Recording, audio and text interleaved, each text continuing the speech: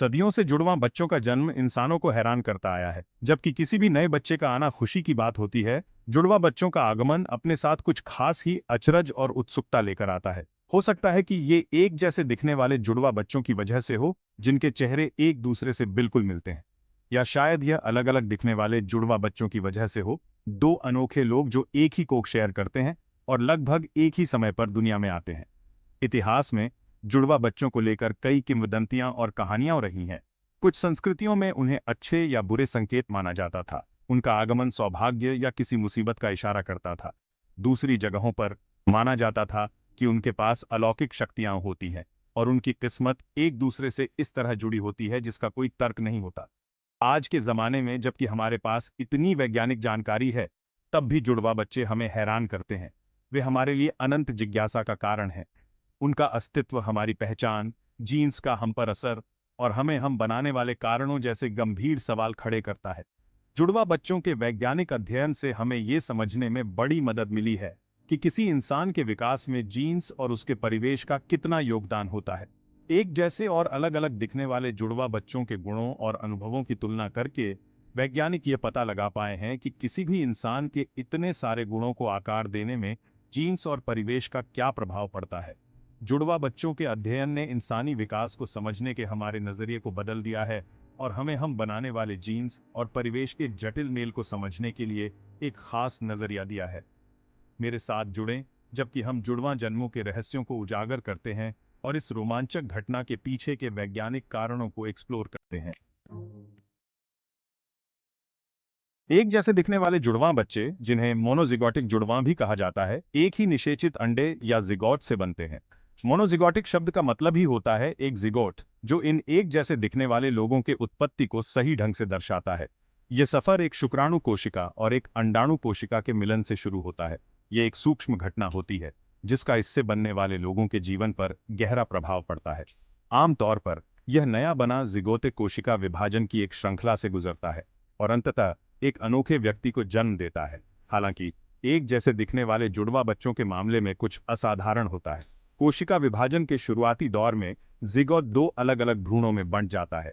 यह विभाजन क्यों होता है, इसके सटीक कारणों का अभी तक पता नहीं चल पाया है और माना जाता है कि इसमें जेनेटिक और एनवायरनमेंटल कारकों का हाथ हो सकता है। यह विभाजन कब होता है, यह जुड़वा बच्चों के विकास को निर्धारित करने में बहुत महत्वपूर्ण भूमिका निभाता है। यदि निषेचन के पहले कुछ दिनों के भीतर विभाजन हो जाता है तो जुड़वा बच्चे स्वतंत्र रूप से विकसित होंगे। प्रत्येक का अपना प्लेसेंटा और एमनियोटिक एसएसी होगा।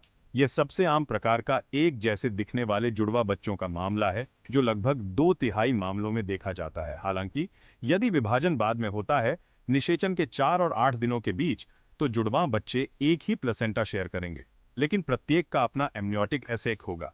इसे मोनोकोरियोनिक डायम्नियोटिक ट्विनिंग कहा जाता है। और भी दुर्लभ मामलों में विभाजन 8 दिनों के बाद होता है, जिसके परिणाम स्वरूप जुड़वां बच्चे एक ही प्लेसेंटा और एमनियोटिक एसेक शेयर करते हैं। इसे मोनोकोरियोनिक मोनोएमनियोटिक ट्विनिंग कहा जाता है। इस प्रकार की ट्विनिंग में जटिलताओं का खतरा सबसे ज्यादा होता है, क्योंकि जुड़वां बच्चे एक दूसरे के बहुत करीब होते हैं और सीमित जगह और संसाधनों को शेयर करते हैं। कुछ प्रकार के एक जैसे दिखने वाले जुड़वा बच्चों से जुड़े खतरों के बावजूद ज्यादातर एक जैसे दिखने वाले जुड़वां बच्चे स्वस्थ पैदा होते हैं। उनका डीएनए एक दूसरे का शीशे का प्रतिबिंब होता है, जो उन्हें अस्तित्व में लाने वाली असाधारण घटना का प्रमाण है।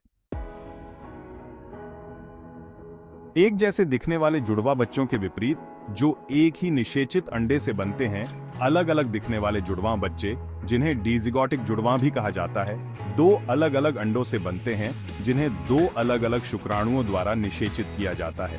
असल में अलग अलग दिखने वाले जुड़वां बच्चे अलग अलग समय पर पैदा हुए किसी भी दो भाई बहनों से ज्यादा जेनेटिक रूप से एक जैसे नहीं होते हैं। वे औसतन अपने डीएनए का 50% हिस्सा शेयर करते हैं, जो किसी भी अन्य भाई बहन की जोड़ी के समान है। अंतर सिर्फ इतना है कि अलग अलग दिखने वाले जुड़वां बच्चे एक ही कोख शेयर करते हैं और लगभग एक ही समय पर पैदा होते हैं। अलग अलग दिखने वाले जुड़वा बच्चों का विकास एक ही ओव्यूलेशन साइकिल के दौरान दो अंडों के निकलने से शुरू होता है। ये घटना, जिसे हाइपरोव्यूलेशन कहा जाता है, कुछ महिलाओं में ज्यादा देखने को मिलती है, खासकर उन महिलाओं में जिनके परिवार में अलग अलग दिखने वाले जुड़वा बच्चों का इतिहास रहा हो।